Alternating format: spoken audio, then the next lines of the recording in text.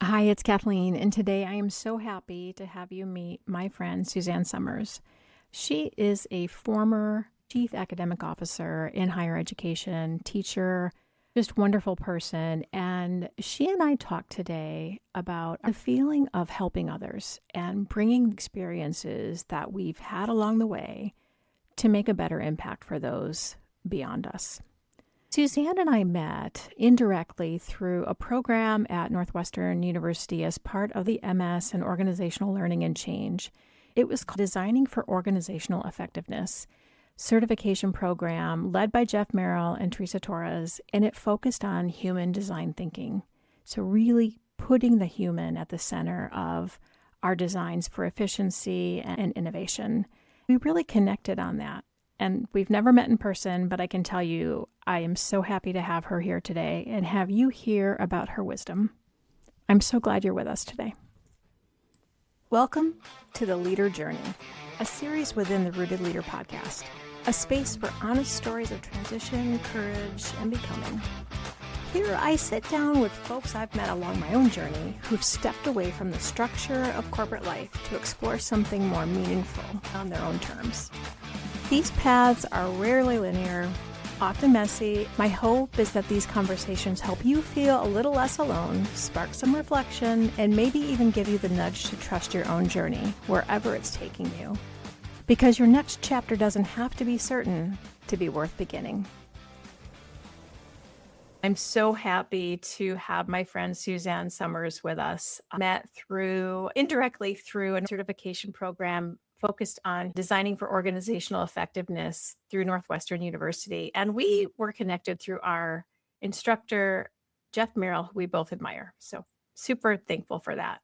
And through the years, even though Suzanne and I have never met in person, we share a love of focusing on stakeholders in designing change, but also leading with our values. And today I'm really excited to talk to Suzanne, who's been a senior leader and chief academic officer in higher education, to talk a little bit about her latest pivot and why it's been so important to her. So Suzanne, thank you.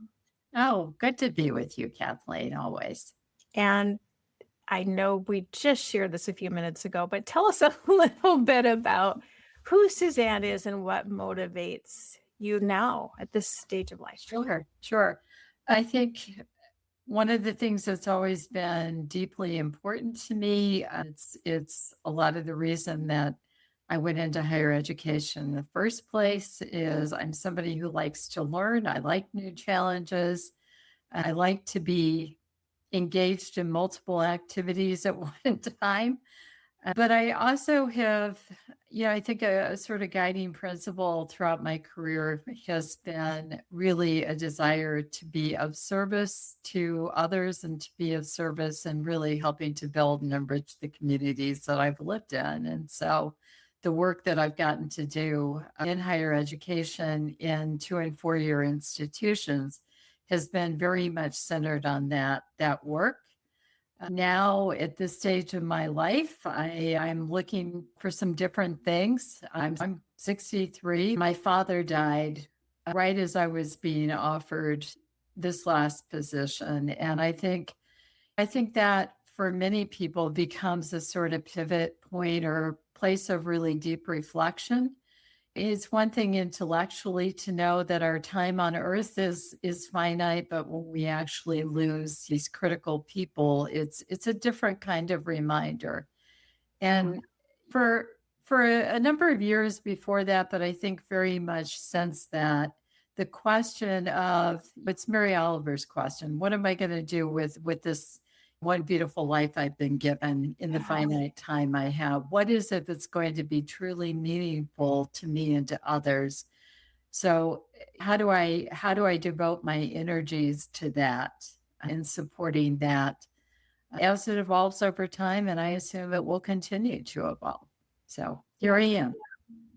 I love that so much. Thank you for that reminder of how do I live this one beautiful life? And I think that's been something I've been thinking about as well at this stage. And I think others, as we talk about it, is how do we rewire our brains from that achievement mindset that we were focused on for so long. And we all both have dogs. So just so you know, you're going to hear dogs. Yep. So I love that you brought that up. It's so important.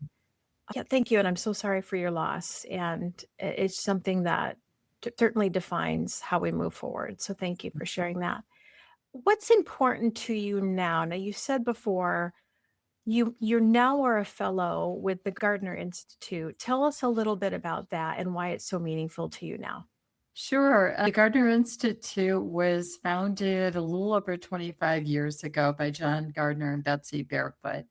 And they have really devoted their lives, and Drew Koch, who's the current CEO, have really built the Gardner Institute to be an organization that is devoted to the idea that all students can learn, and the job of institutions and those in institutions is to support them through their learning and life journey.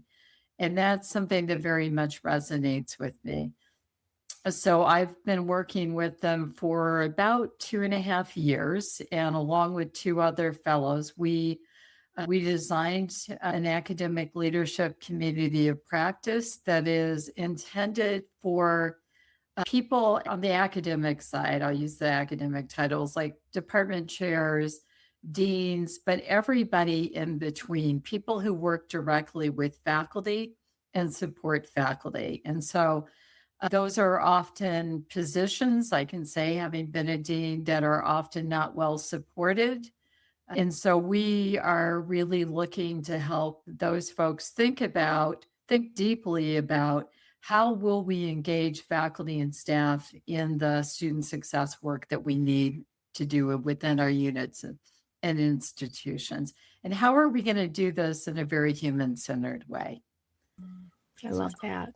Yeah, I've seen some of your posts on LinkedIn about that and considering all the stakeholders in this process. And also at this time in education, especially higher ed, it's important, right? I imagine it's going through a huge shift.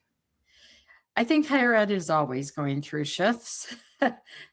I think there's always a crisis at hand, but certainly the last several years, for a variety of reasons, we've had COVID, we've had significant policy shifts. We've got AI. Technology is always changing and evolving. So I think for all of those reasons, thinking about how we will meet students where students are and help them not just earn a degree or a credential, but really get started so that they're able to thrive post-graduation, post-completion is something that's really front and center on higher ed leaders' minds these days.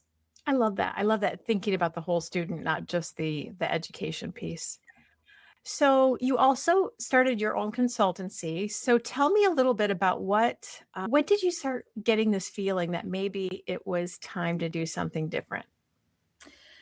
I think the idea of consulting was something that had been in my mind for a number of years. I wasn't exactly sure how or what. And I think you and I have talked about this. I certainly had to wade through the imposter syndrome of who am I to do this? Why me? What do I have to offer?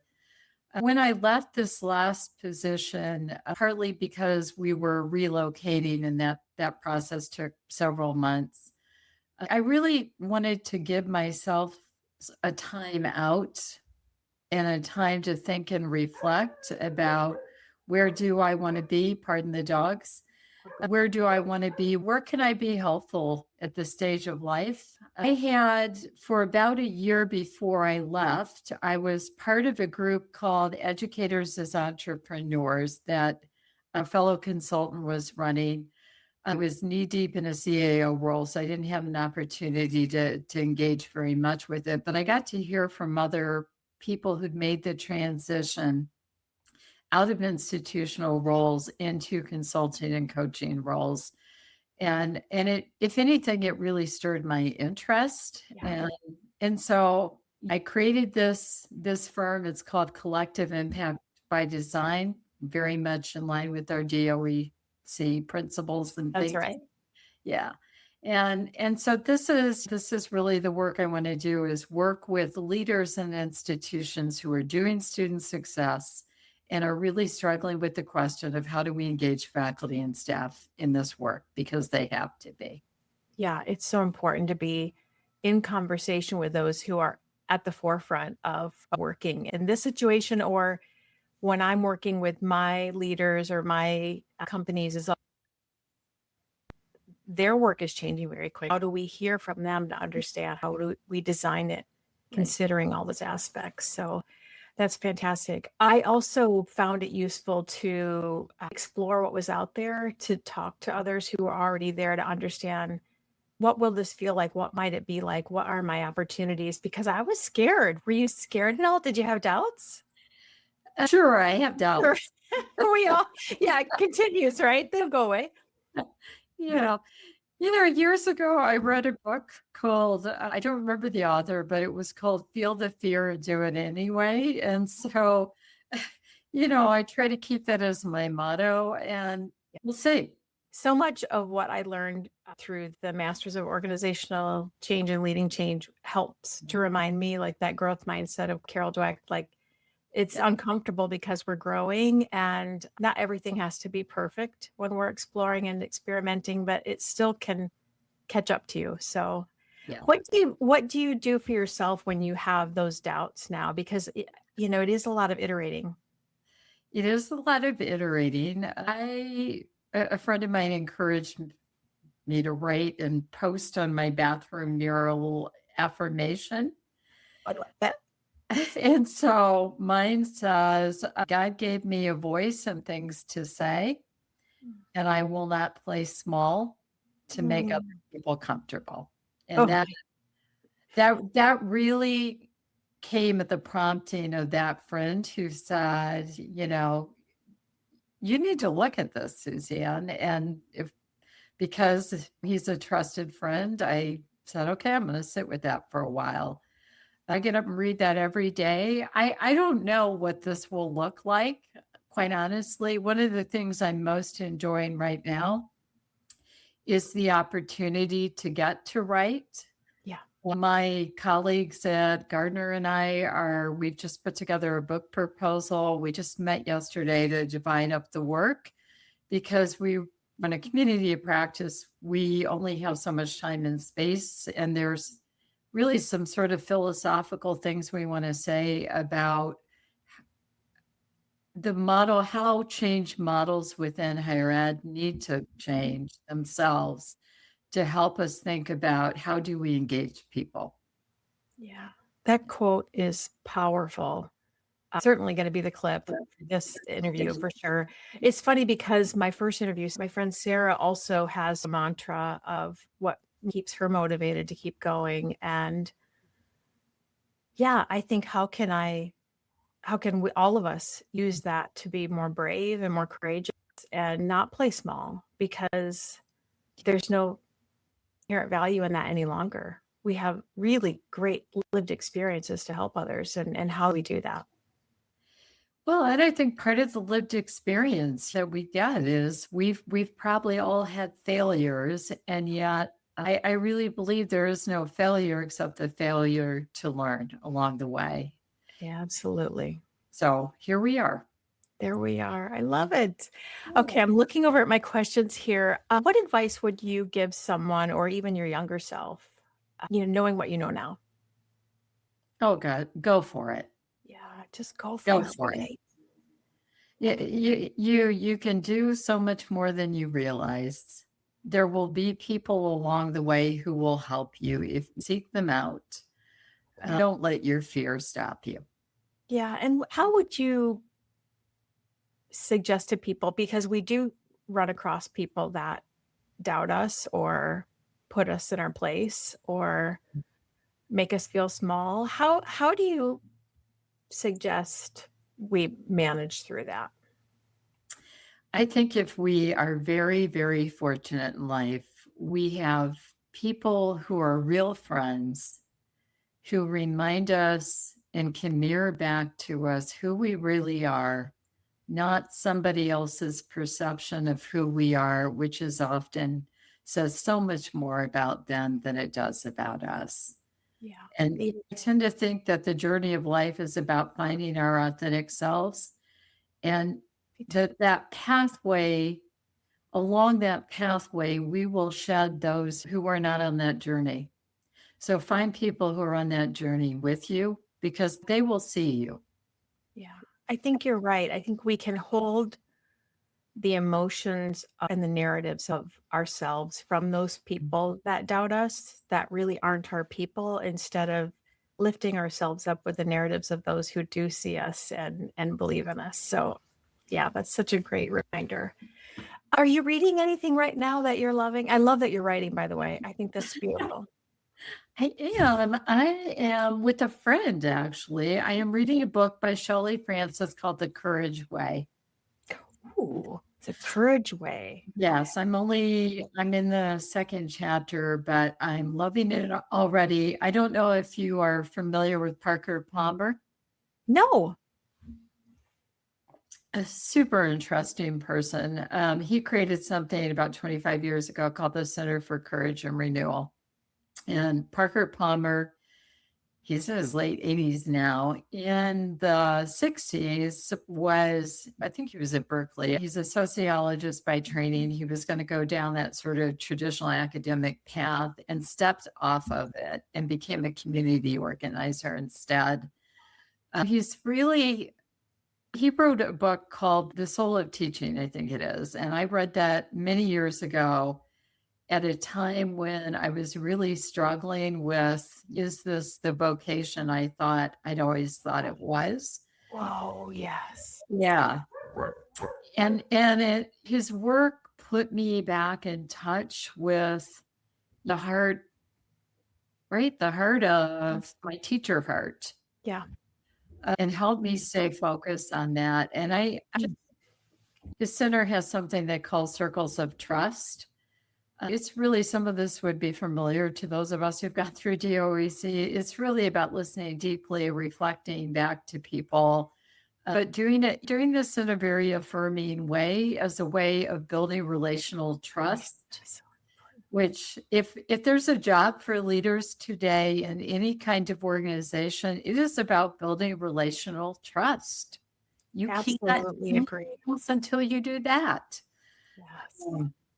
So his work really, really has touched me, and the work the center has done. And so I'm loving this.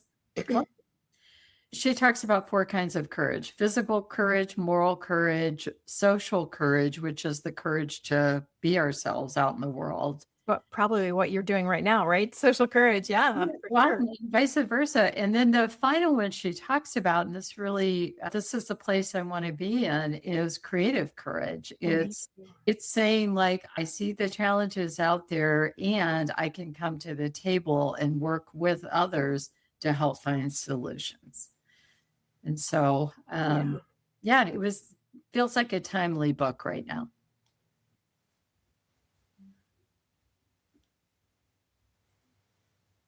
Okay. Yep.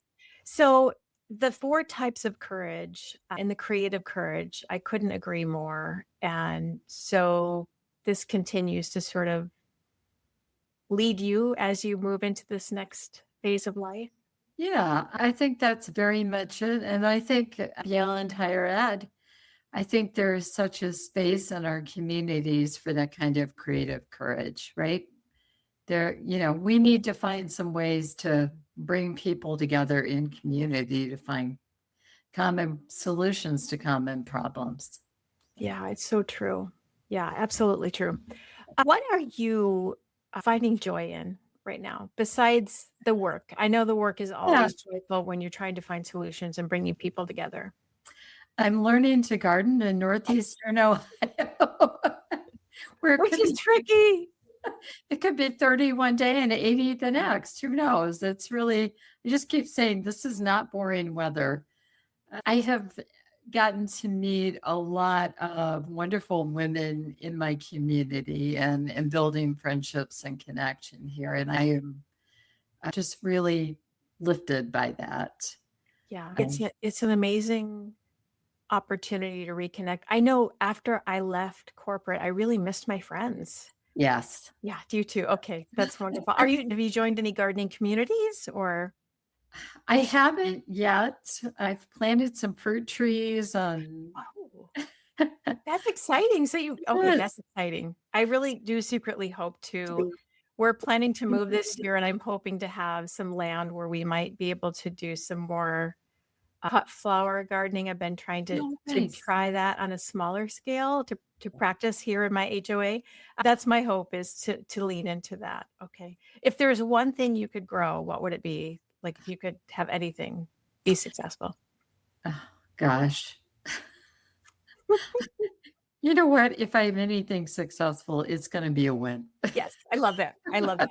I get so excited when I see that there's more worms in the ground this year than there were last year. So when you think about sort of living more holistically for yourself, not just the work you're doing, but just caring for yourself and the relationships, what's something that you lean into more now than you ever have from that perspective? Wow. Gosh, rest. Rest. Yeah. Rest. People I used to, friends who've known me for a long time and have seen me over the years, just say to me every time, "Gosh, Suzanne, you look so much more rested." I love that. Occasionally, I spend whole days reading novels. I mean, it's wonderful. Yeah. It's almost like, why didn't we allow ourselves to do that earlier? My goodness sake, yeah. I have applied for, I'm waiting to hear, I won't know for probably a couple more weeks, but I've applied to be a docent at the Cleveland Museum of Art so I can keep learning and get to know my community a little bit better. So I love that so yeah. much. Yeah, I'm trying also to find ways to do more a variety of things, and it can be hard sometimes when we define ourselves by our work and our title. How did how does that play in for you in looking at how you define achievement now? Oh, wow. I think there was certainly a transition period where I really wondered, who am I? If I don't have my title, who am I? Right. If I'm not in an institution, who am I? I would say a year later, what I feel is a tremendous sense of freedom. Yes. I don't know who I am totally, but I'm really enjoying the journey of finding out and really picking up things that some of the things that I used to love to do that kind of got lost along the way.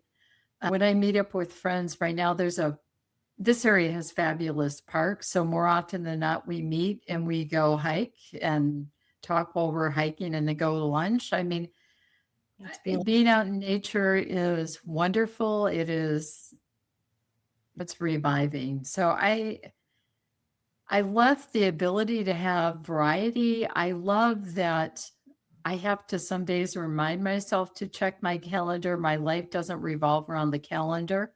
I'm not there yet. Oh, I want to be there. Oh my goodness.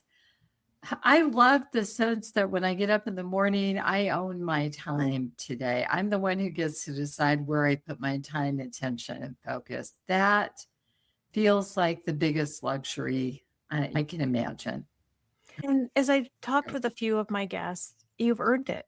You know, it shouldn't feel you shouldn't feel guilty. You've earned that throughout the years. And you mentioned when we were speaking that you were in the Army, you were a teacher, you were faculty, you've done many things. And how do all those experiences, how have they come together for who you are now? Have you figured that out? Because sometimes I look back and I reflect and I say, how did all of those curves, we talk about nonlinear careers, how did all of those inform who Suzanne is now?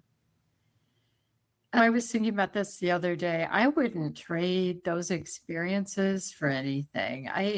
There's a wonderful book. I think the author's name is David Lodge. It's called Range. And one of the things he talks about is how people who have not had those sort of linear pathways, like how much we have to bring. Yes. We've been exposed to lots of different kinds of people, lots of different kinds of organizations. We've developed different skills because of that. I've been an entrepreneur several times. I wouldn't trade any of that. And When I'm talking to young people, or especially the parents of young people, I sometimes just want to say like, the ability to explore the idea that at 2022, we're going to have our lives laid out. No, we're not. No way. No way. No way. And that's really the richness of life. I think so much of my life has been shaped by the illusion of security. Oh my goodness. Yes. And I'm getting to a place in life of understanding like there really things happen all the time.